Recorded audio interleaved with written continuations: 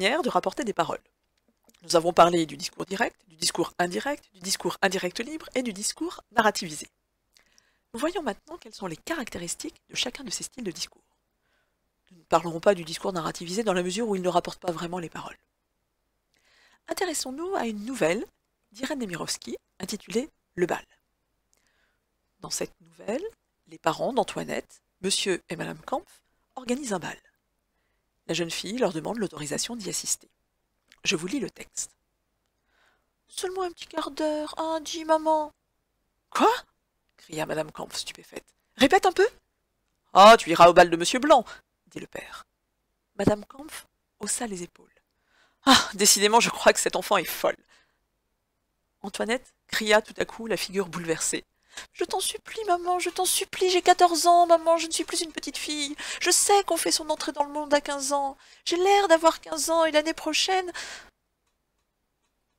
Voici pour cet extrait. Nous voyons que les paroles sont rapportées au discours direct. Essayons d'analyser ce qui nous permet de reconnaître ce fameux discours direct.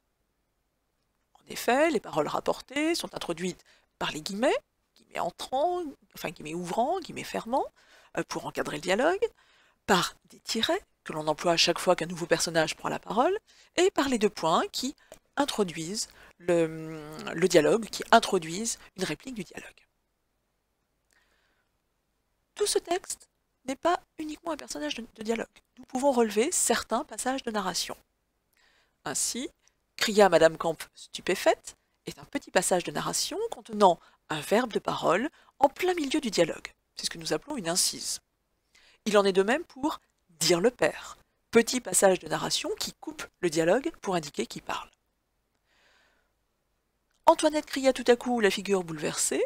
Nous avons ici un nouveau passage de narration comprenant un verbe de parole. En revanche, ce passage de narration ne vient pas couper une réplique du dialogue, il s'insère dans le dialogue et vient introduire une nouvelle réplique dans la mesure où notre verbe de parole est suivi de deux points.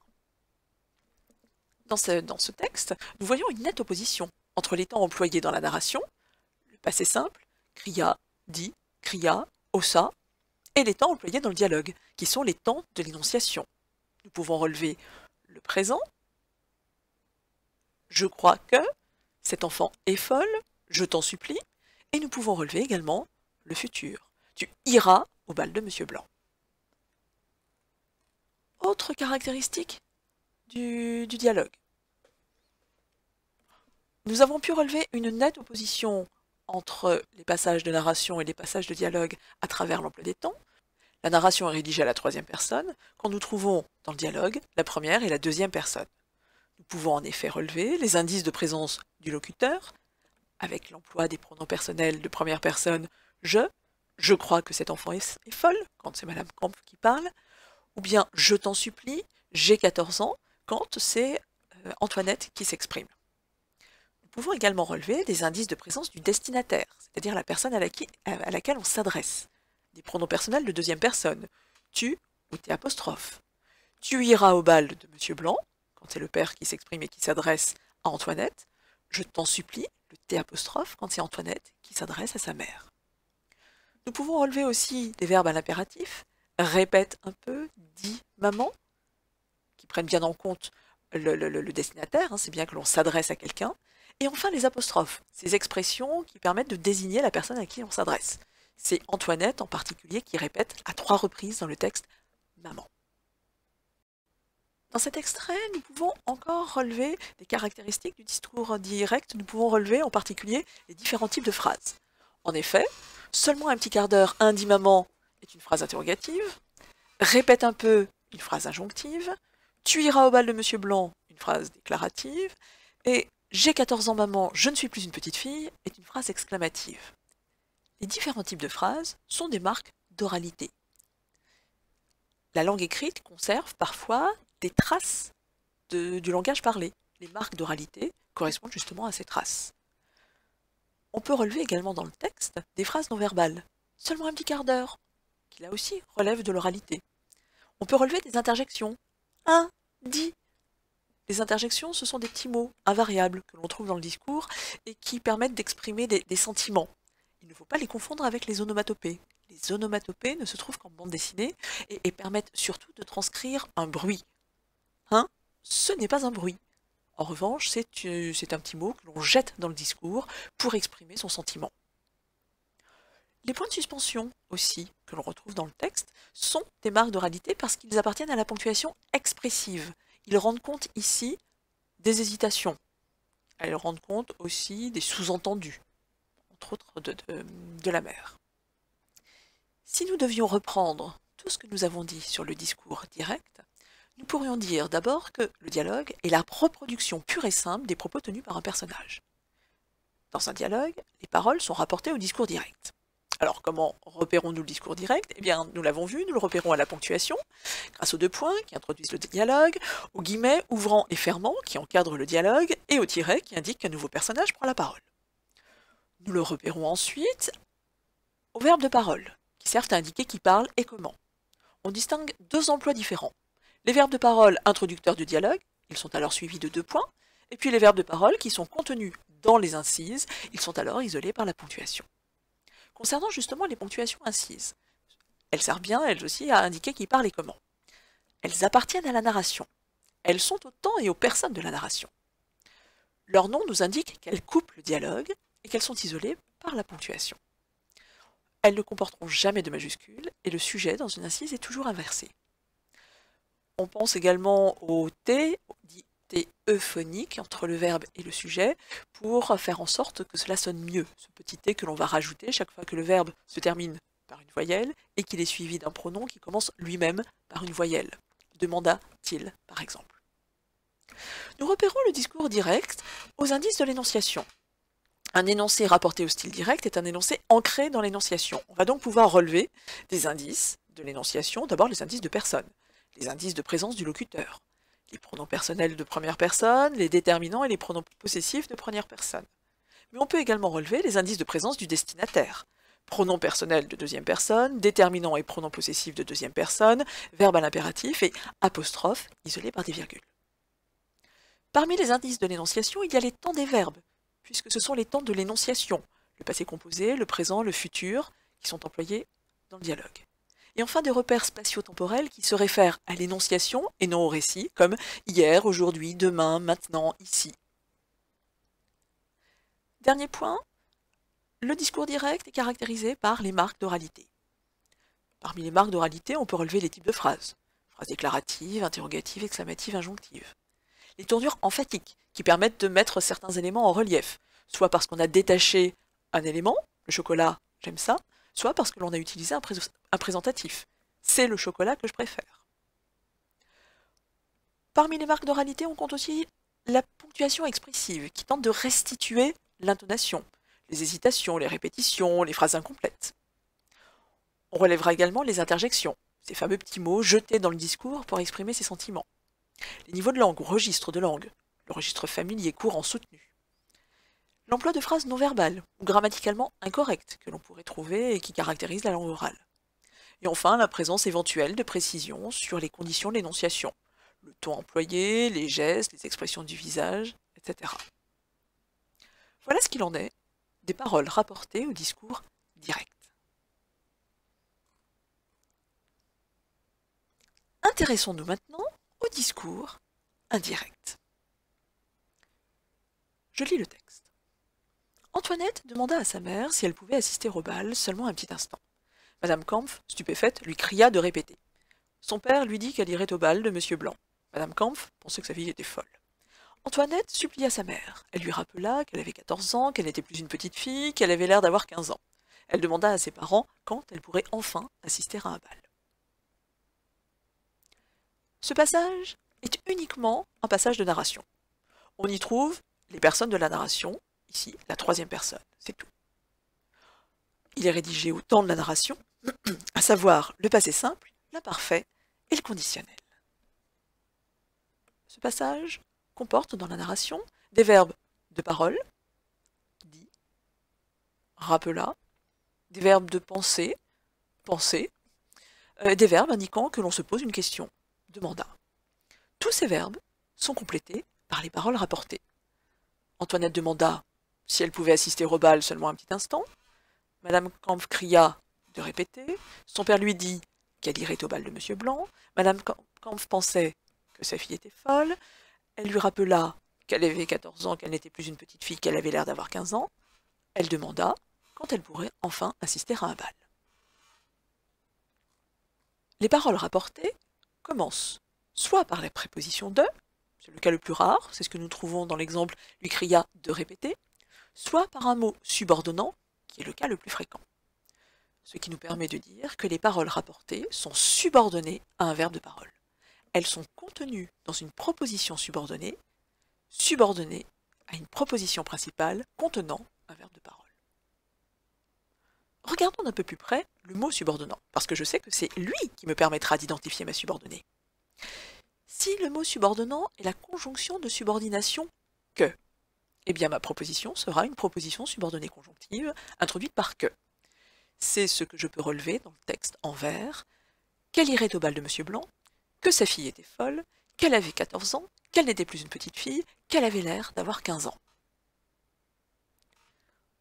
Deuxième cas de figure. Mon mot subordonnant est la conjonction de subordination si. Je m'aperçois qu'elle introduit une question posée indirectement, question à laquelle je ne peux répondre que par oui ou par non. Et nous savons que les questions auxquelles nous ne pouvons répondre que par oui ou par non s'appellent des questions totales. Dans ce cas-là, ma proposition subordonnée est une proposition subordonnée interrogative indirecte. C'est celle qui apparaît en bleu dans le texte. Si elle pouvait assister au bal seulement un petit instant. Dernier cas de figure, mon mot subordonnant est un mot interrogatif.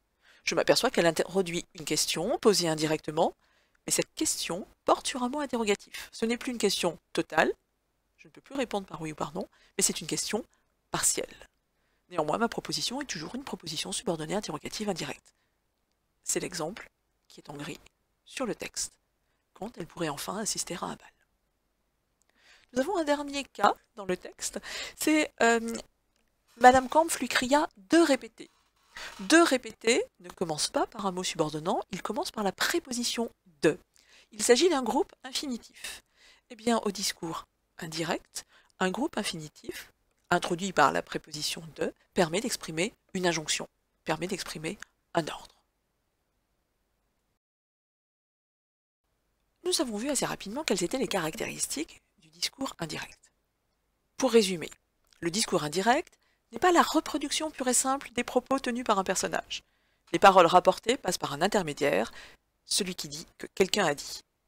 Les paroles rapportées indirectement peuvent être rapportées au moyen d'une proposition subordonnée conjonctive introduite par que, elle lui dit qu'il fallait ralentir, au moyen d'une proposition subordonnée interrogative indirecte introduite par si, pour les questions totales, elle lui demanda s'il pouvait ralentir, au moyen d'une proposition subordonnée interrogative indirecte introduite par un mot interrogatif pour les questions partielles, elle lui demanda combien de kilomètres il restait, et enfin, au moyen d'un groupe infinitif, pour exprimer l'injonction, l'ordre, elle lui dit de ralentir. Le style indirect se caractérise donc avant tout, hormis dans le cas du groupe infinitif, par la subordination des paroles rapportées à une proposition principale dont le verbe est un verbe de parole ou de pensée. On ne le repère pas grâce à la ponctuation puisqu'il n'y a pas de ponctuation du dialogue. En revanche, on le repère grâce aux verbes de parole et de pensée. Ils sont contenus dans la proposition principale et ils introduisent une proposition subordonnée. On le repère à la subordination et à la présence d'un mot subordonnant.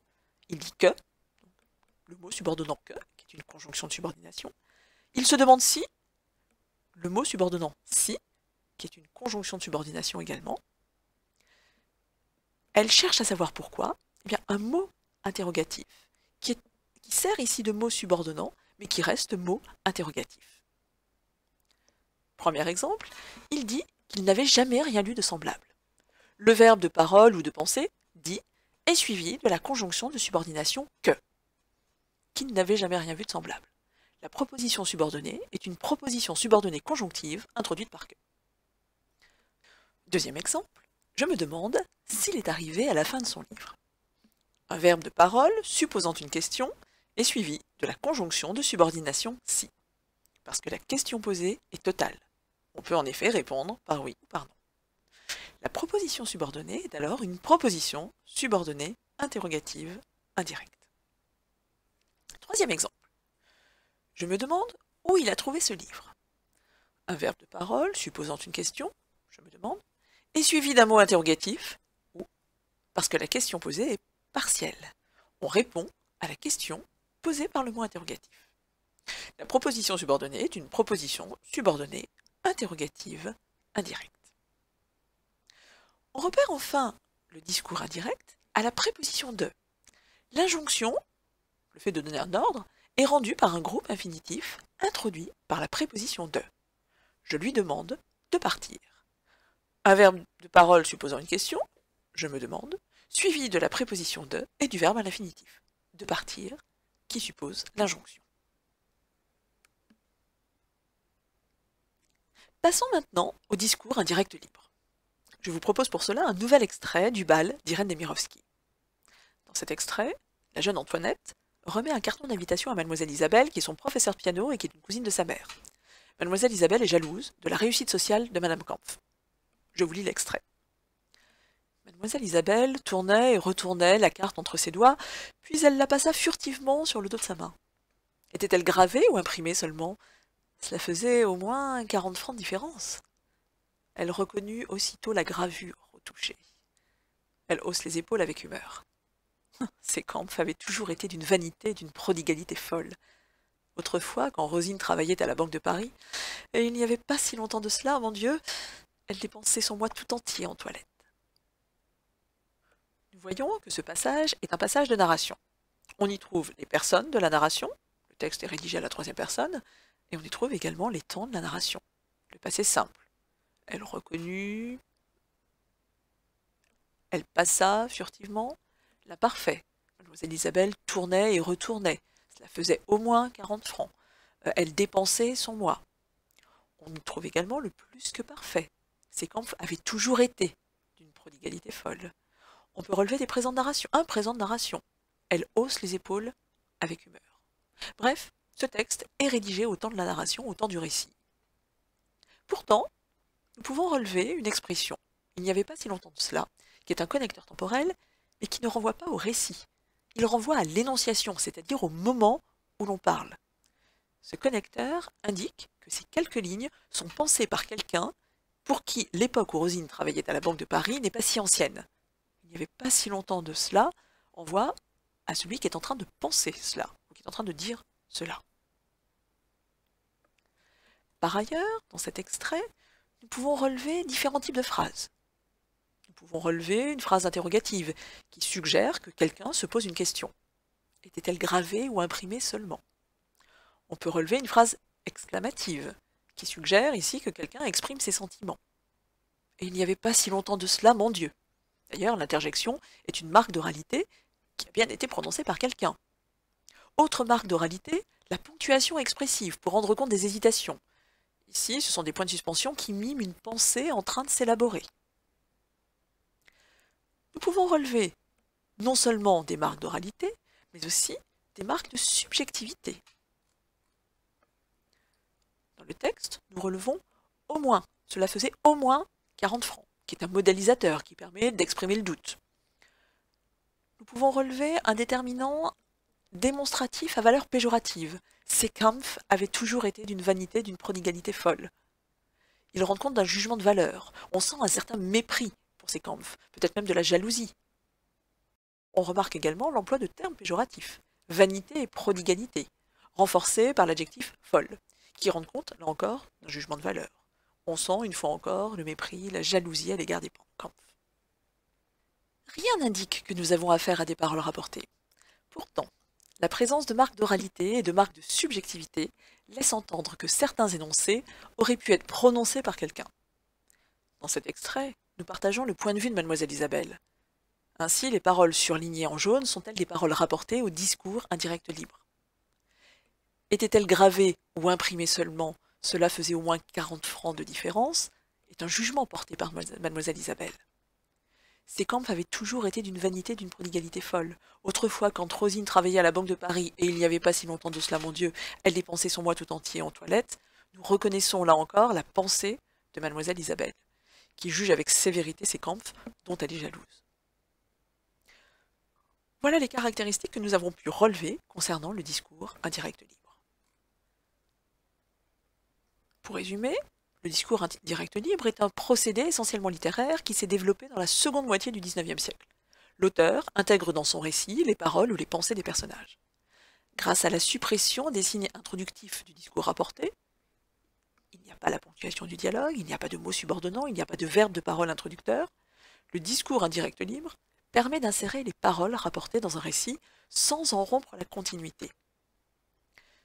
Ce discours indirect libre fait souvent penser au monologue intérieur d'un personnage dont on partagerait les pensées. Il combine les caractéristiques du discours direct et du discours indirect. Comme au discours direct, les énoncés sont indépendants. Ils ne sont pas subordonnés à un verbe de parole. On ne trouve ni de verbe de parole introducteur, ni le mot subordonnant que si ou un mot interrogatif. On peut relever des marques de subjectivité, qui indiquent que l'on partage les pensées du personnage. D'ailleurs, nous l'avons vu, le discours indirect libre est souvent associé au point de vue interne. Ces énoncés ont conservé les caractéristiques de l'oral. On peut en effet relever des marques d'oralité. Les types de phrases, phrases déclaratives, interrogatives, exclamatives, injonctives. Les tournures emphatiques, pour mettre certains éléments en relief, par détachement ou grâce à un présentatif. Une ponctuation expressive, pour restituer l'intonation, les hésitations, les répétitions, les phrases incomplètes. Les interjections, ces petits mots jetés dans le discours pour exprimer ses sentiments. Le niveau de langue ou le registre de langue, familier, courant, soutenu. Les phrases non verbales ou grammaticalement incorrectes. La présence éventuelle de précisions sur les conditions de l'énonciation, ton, geste, expression du visage. Autant d'éléments que nous avons déjà vus lorsque nous avons abordé le discours direct. Attention néanmoins, au discours indirect libre, la modalité injonctive est exprimée grâce au subjonctif, à valeur injonctive. Vient devient par exemple qu'il vienne. Comme au discours indirect, on emploie les personnes employées dans le récit. Et comme au discours indirect, on emploie les temps employés dans le récit. Le discours indirect libre est souvent difficilement repérable. Il se caractérise justement par son ambiguïté. On ne sait pas toujours qui prend en charge l'énonciation. Est-ce le narrateur ou est-ce un personnage? Il est signalé néanmoins par le contexte, et parfois par la proximité d'un verbe de parole. On peut également trouver une incise, mais les personnes et les temps sont toujours ceux du discours indirect. J'espère que cette vidéo vous aura apporté quelques précisions concernant les discours rapportés.